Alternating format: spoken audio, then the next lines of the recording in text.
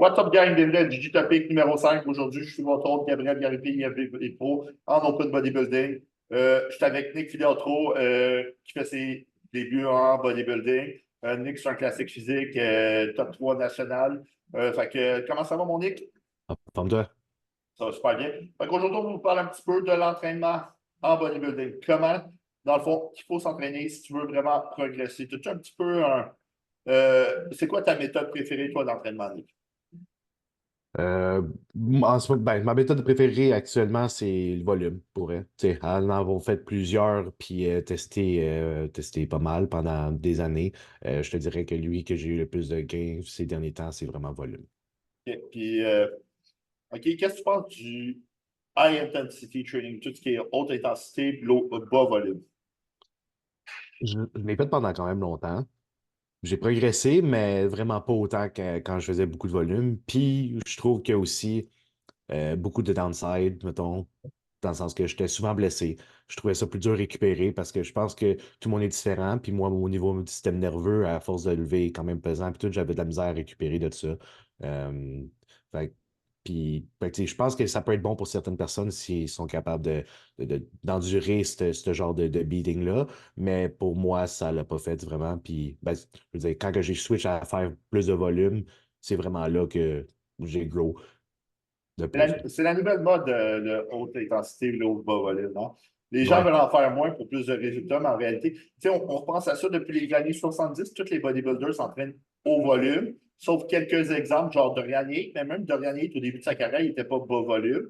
OK, Mike Menzer, OK, aujourd'hui, tu sais, mettons, tu as Nick Walker, etc. Mais tu sais, il faut penser à ça, OK? C'est quoi les avantages du haut volume? Ben, premièrement, exemple, tu fais, on va dire, 25-7, OK, dans ton 25-7, tu le fais à l'échec, OK? En haut volume, OK? Mettons, on va dire un workout de chest, je vais faire 27, OK? 5 exercices de 4-7, puis moi, je vais tout le temps jusqu'à l'échec. Premièrement, OK, c'est dur, OK, à moins que tu t'appelles Dorian Yates, même lui, puis tu t'entraînes avec un gym partner, tu vas atteindre vraiment l'échec musculaire. Atteindre l'échec musculaire. OK, je pense qu'on a tout le temps 2 à 3 reps in the tank. Ce qui veut dire que si tu fais du haut volume, OK, puis peu importe, la science, c'est prouvé qu'entre 6 et 50 reps, tu vas chercher la même sorte d'hypertrophie. Ben, à chaque set, tu vas au moins chercher 2 reps in the tank. Ce qui veut dire qu'au bout de 27, ben, tu as 40 reps in the tank que tu as été chercher, puis c'est prouvé que les 5 dernières reps, OK, in the tank, c'est les plus effectifs pour la progression musculaire, pour développer la masse musculaire. OK? Versus que si tu fais genre, OK, on va faire seulement un set, OK, all-in, comme tout le monde voit ces temps-ci. Genre, un set all-in, 4 sets total dans ton workout all-in, OK, que tu as cherché peut-être une rep in the tank de plus, OK, ce qui veut dire qu'il va t'en rester deux. Ça va faire 12 reps in the tank que tu as cherché versus l'autre en haut volume que tu as été en chercher 40. Qu'est-ce qui est plus payant à long terme? Ben, les 40. Puis qu'est-ce que le monde pense? OK? Le monde pense trop à la charge sur la barre en haute intensité. Ce qui veut dire qu'ils n'ont pas le même tempo, ils n'ont pas la même forme, ils sont plus à risque de blessure. OK? Il faut que tu penses risque versus reward. OK? Risque versus bénéfice. Si les risques ne valent pas la peine, ben, fais-les pas. Tu sais, Dorian Yates n'est pas pété partout pour rien. OK? Si tu te déchires de quoi, ben, toi, si tu te déchires un chest, ta carrière dans le bodybuilding est finie. Si tu te déchires un biceps aussi, c'est rare que le biceps, le chirurgien, il est bon et tu te le rattaches comme il le faut. OK? Fait que, au volume, c'est plus efficace. Pourquoi? Parce que tu vas chercher deux sortes d'hypertrophie. L'hypertrophie myofibrile, ce qui veut dire l'hypertrophie enlevant l'eau, parce que moi, je fais tout le temps un compas de mouvement entre 8 à 12 répétitions. Puis l'hypertrophie sarcoplasmique, qui va être une hypertrophie de pompe. Fait que là, ça a un gros avantage. En plus, tout ce qui est haut volume va chercher plus de sensibilité à l'insuline. Meilleure sensibilité à l'insuline est égale meilleur growth, plus de développement musculaire. OK, tu vas être plus sec aussi. OK, honnêtement, moi, j'utilise l'insuline avec mes athlètes. L'insuline, j'ai remarqué, ça fonctionne juste aux gens qui font du haut volume. OK, c'est quoi les downsides du bas volume? Comme j'en parle avec Nicolas, on en jasait. Le monde font beaucoup de PID, des hormones de croissance, etc., pour mieux récupérer. Ben, ils pensent trop à oh, j'ai peur d'overtrain. OK? Fait que là, tu fais des PID pour mieux récupérer, mais tu ne t'entraînes pas plus dur, plus longtemps, plus plus de volume. Fait que les PED servent à augmenter la synthèse de protéines, augmenter ta force, augmenter ta récupération, là, les hormones de croissance aussi. Fait que tu fais tout ça pour augmenter ta récupération, mais tu n'augmentes pas ton volume. Fait que tu n'as pas besoin d'augmenter ton récupération. Fait que ton stack de PD ne fonctionne pas avec le volume que tu fais. Fait que si tu fais beaucoup de volume, tu fais tes PD, les hormones de croissance servent généralement à mieux récupérer. Ce n'est pas ça qui va te faire exploser. OK? Ils vont te servir à mieux récupérer, te sentir mieux. Ils vont te servir. Oui, ça va causer un peu d'hyperplasie à long terme, mais ce n'est pas énorme. OK? Mieux récupérer. L'insuline, envoyer plus de nutriments dans les muscles, ça veut dire meilleure récupération. Par exemple, tu fais tout ça en bas volume, mais tu n'as pas le plus pour mieux récupérer. Fait qu'est-ce qui se passe? Ben, il ne se passe rien. Fait qu'en faisant du haut volume, ça va être beaucoup plus avantageux. Puis en plus, tu vas brûler beaucoup plus de calories. Tu vas être plus sèche rapidement. Tu as une meilleure sensibilité à l'insuline. Il y a juste des avantages à faire du haut volume. OK? Puis, quand tu lèves l'eau, je veux pas, quand tu fais 6 plates au squat, attends-toi pas que ta waist reste petite de même. Elle va élargir parce que tes obliques doivent grossir comme stabilisateur pour maintenir toute la charge. Fait que moi, je préfère faire du haut volume, haute répétition, faire quelques sets vraiment lourds, mais pas toutes mes sets. Ouais, c'est ça. Puis c'est ça, comme tu dis, c'est vraiment d'apporter les reps à ceux qui comptent la fin. Là. Fait que, tu sais, le plus que tu en fais, le plus que tu peux en avoir. Puis c'est comme le seul sport, je te dis, où est-ce que le monde, ils veulent en faire moins puis en avoir plus. Dans le sens que, tu sais, si tu veux être bon au basket, t'en shoots des ballons. Tu veux être bon au hockey, tu sais, tu frappes la puck. Ce sport-ci, c'est comme là, le Progressive Overload, c'est genre, il veut se garder un set puis essayer de faire all out. Mais comme, tu sais, si ton set, quoi que ce soit arrive, tu le fais moins bien que la semaine d'avant ou genre, il y a de quoi qui arrive, tu sais, tu viens de le gâcher. Puis, tandis que quand tu fais du volume, là, tu sais, tu peux faire répétition, répétition, tu vas avoir un meilleur mind-muscle connection, c'est une meilleure dépense calorique, comme tu dis, pas besoin de mettre autant de poids, fait que moins de risque de blessure. Fait que, tu sais, moi aussi, tant que moi, il y a juste du bénéfice, honnêtement, à faire plus de volume. Là. C'est la seule règle big en bodybuilding, c'est entraîne-toi dur. Ouais. C'est la seule règle. Tu sais, le monde se demande qu'est-ce qu'ils font de plus à Dubaï, au Koweït, pour exploser, prendre 30 livres. Je vais vous dire qu'est-ce qu'ils font de plus, OK? Ils s'entraînent, ils mangent pour récupérer. Ils s'entraînent 2 fois par jour. Ils font 2 cardio par jour. Ils font juste manger, puis s'entraîner dur. Pourquoi? Parce que, honnêtement, OK, on va se dire typique bodybuilder, ont des jobs de bureau. Fait que, si tu as des jobs de bureau, c'est quoi t'entraîner 2 fois par jour? C'est 2 heures dans ta journée. Tu comprends? 2 heures à 2 heures et demie. Fait que tu vas chercher 2 fois plus de gros. Parce que c'est dur de faire une séance intense de 2 heures, mais c'est pas ta séance en deux. Je te dis, tu Ouais. vas avoir pas mal plus de gros. Nick, c'est la preuve cette année. Il a vraiment grossi en faisant 2 séances. Il voulait l'essayer. Ça a fonctionné. Pourquoi? Parce que c'est au volume. Tout ce qui est le vélo, ça demande énormément d'énergie sur le système nerveux. OK? Versus tout ce qui est plus léger, au volume, moins d'énergie sur le système nerveux. Moi, je trouve plus d'avantages, moins aussi de dommages sur tout ce qui est joints, tendons, ligaments. N'oubliez pas qu'un muscle pète, ben, c'est fini. Comment vous devriez vous entraîner hors saison, c'est la même façon que aussi vous devriez vous entraîner en préparation. Rien ne devrait changer si tu veux optimiser ta progression. C'est sûr qu'en préparation à 3 semaines avant la compé, ben, attends-toi pas d'être fort comme en, hors saison. Mais le but, c'est de pousser au maximum, s'entraîner dur, comme ça, tu vas garder ta fullness, ta pompe. OK? Puis aussi, on prend plus de PED en préparation, ce qui veut dire qu'on va aussi garder une meilleure fullness, une meilleure force. On diminue la bouffe, mais on compense un peu avec les PED. Fait que, tu sais, c'est toutes des choses à penser. L'entraînement, OK, c'est vraiment simple. C'est juste s'entraîner dur. Moi, je ne crois pas à l'overtraining, à moins que tu aies un job dans la construction. OK, c'est sûr que là, tu ne peux pas t'entraîner aussi dur aussi. C'est tout périodisé. Mais si tu as un job de bureau, je pense que tu peux t'entraîner amplement 2 fois par jour. Il n'y a pas de règles. OK, tout est bon. OK, chacun sa méthode d'entraînement. Mais moi, je pense que tout ce qui est haut en volume est beaucoup plus efficace que tout ce qui est bas volume. Honnêtement, moi, je l'ai vu sur moi, je l'ai vu sur mes athlètes. Tous ceux qui faisaient du bas volume, haute intensité, ben, avaient moins de progression que haut volume. Tu sais, j'ai une fille, justement, qui a changé, justement, elle faisait du bas volume. Elle a augmenté en haut volume, puis ses calories ont monté de 1000 calories par jour, puis elle reste le même poids, puis elle progresse. Pourquoi? Meilleure sensibilité à l'insuline, meilleure récupération, moins demandant sur le système nerveux. meilleure forme parce que tu vas charger moins, mais ta forme risque d'être pas mal meilleure. Oui. Ouais, puis, tu sais, justement, au niveau anecdote, j'ai remarqué la différence quand j'ai fait beaucoup plus de volume.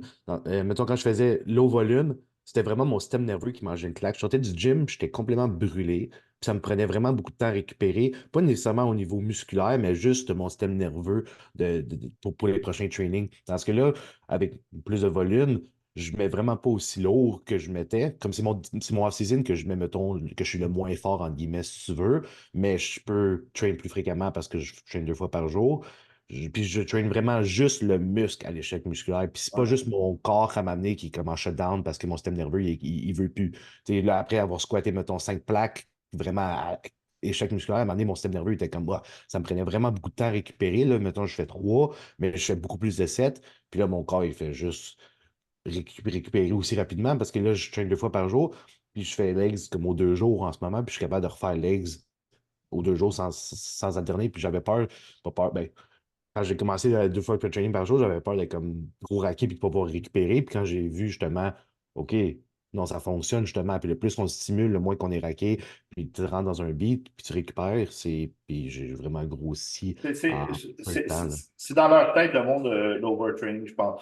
Pour vrai, si tu prends des PID, des hormones de croissance, l'insuline, etc., je crois pas vraiment à l'overtraining, à moins que tu aies un job qui n'est pas un job de bureau. OK, je pense que ça existe à être fatigué, mais ça existe. Si tu es fatigué, prends un jour off. OK, genre vraiment fatigué, prends un jour off. Si tu es fatigué off-season parce que tu manges 7000 calories, c'est normal, c'est les glucides. OK, mais tu sais, tu sais, je le dis à tout le monde, quand tu es un bébé, tu dors toute la journée. Pourquoi? Parce que tu grossis. Tu sais, Justin Compton s'entraînait 2 fois par jour. OK? Jay Cutter 2 fois par jour. Les Priest 2 fois par jour. Ronnie aussi, si je ne me trompe pas. Tu as qui d'autre? Dennis James 2 fois par jour. Tous les meilleurs bodybuilders tous les temps s'entraînaient deux fois Ouais. par jour. Pourquoi? Parce que ça Arnold, c'est fonctionne. bon. Ouais. Arnold passait genre 8 heures à faire du chess, OK? Oui. Puis dans ce temps-là, il n'y avait pas accès à beaucoup d'anabolisants, genre D-Ball Primo, c'est ça leur cycle, parce que la test, ça n'en faisait pas. Tu sais, pour vrai, il faut penser à ça, OK? Le plus d'efforts que tu mets, le plus de résultats que tu vas avoir. Comme Rich Piana dit, c'est sûr qu'il faut que ta nutrition, ton stack de PD, On se ta supplémentation soit adaptée à tout ça, OK? Puis honnêtement, en t'entraînant 2 fois par jour, tu risques de manger pas mal plus. Puis moi, je pense qu'on grossit plus en mangeant plus Ah oui, ça. que, qu'en mangeant moins. OK? C'est prouvé en plus scientifiquement.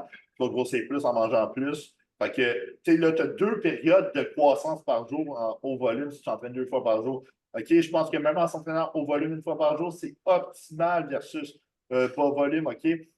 Comment je pourrais dire? Bas volume, moi, j'avais mal des genoux, j'avais mal partout. On dirait que tout n'était pas le fun. Puis, tu sais, les gens me font rire quand ils sont raqués. Ils disent ah, je suis raqué du muscle, je ne récupère pas. Pas parce que tu es raqué que tu n'as pas récupéré. Raqué, c'est de l'acide lactique. Ça veut dire que ton muscle n'est pas habitué. Tu sais, quand tu es raqué, tu es des jambes, tu vas faire du cardio, ça bouge. Là, l'acide lactique bouge. OK? Ouais. Puis là, ah, je suis moins raqué. Ça ne veut pas dire. C'est de l'acide lactique. Moi, qui après, même si je suis raqué des jambes, après les avoir réentraînés, ben, je me sens mieux. OK? Pourquoi? Parce que ça bouge de l'acide lactique. OK? Je fais des jambes 4 fois ou 8 jours. OK? Puis je récupère super bien. Mes jambes n'ont jamais été aussi grosses que ça. Fait que, tu sais, c'est super important. Puis en plus, au volume, vu que tu mets moins l'eau, ben, tu vas pouvoir focus plus sur tes mouvements. Checker Annie Rambod au volume. Chris Bumstead de changer de haute intensité à haut volume, puis checker sa shape. Phénoménal maintenant. Ouais. Ouais, en vrai, la majorité du monde qu'on voit qui progresse, c'est au volume, là, pour vrai. Puis il y a du monde qui font un changement, comme mettons, comme tu dis, Dorian Yates, Mike Menzer, puis tu sais, même Nick Walker en ce moment. Mais tu sais, à un moment donné, quand tu as la shape, tu as le size qui est là, tu peux en faire moins pour maintenir le size. Mais pour build le size ils ont dû faire beaucoup de volume pour se rendre jusque-là, là. C'est Lane Norton qui avait sorti une étude que les gens étaient naturels avec 52 sets je pense, 52 semaines de quad De avaient quoi? grossi plus que les gens qui faisaient genre 27. OK? Ouais. Puis, même chose pour les bras, si je ne me trompe pas. Le muscle qui peut prendre en plus le plus de volume, c'est les triceps. OK? Puis les quads. Fait que, tu sais, checker Tom Platt, c'est training. OK? C'est genre 100 reps au squat. Tu sais, des affaires de même. OK? Des trainings de 2 heures de quad. OK, puis Tom Platz avait une des meilleures jambes au monde, puis il ne faisait pas tant d'anabolisants que ça dans ces années-là, ça n'existait pas. C'était pas aussi connu, populaire qu'aujourd'hui, aussi accessible. Fait que, tu sais, pourquoi le haut volume existe? Parce que c'est bénéfique. Tu sais, on est des bodybuilders, puis la pompe, c'est un indice que ton muscle travaille, un indice de croissance. Quand tu fais du bas volume, souvent, tu n'es pas pompé, ok, tu ne sais pas qu'est-ce que travailler. Si tu fais un bench press, tu bench check tes épaules avec tes triceps, avec ton chest, même chose. Tu sais, arrêtez de. Moi, premièrement, je ne sais même pas combien que je mets sur mon bench. Je ne sais même pas où, à mes dumbbells. Je prends un poids, je fais le max de reps. S'il y a de quoi que ce soit, je monte le poids, max de reps. S'il y a de quoi que ce soit, je monte le poids, max de reps. OK? Mais je garde tout le temps, j'essaie de garder une forme parfaite. Oui, des fois, je triche, OK?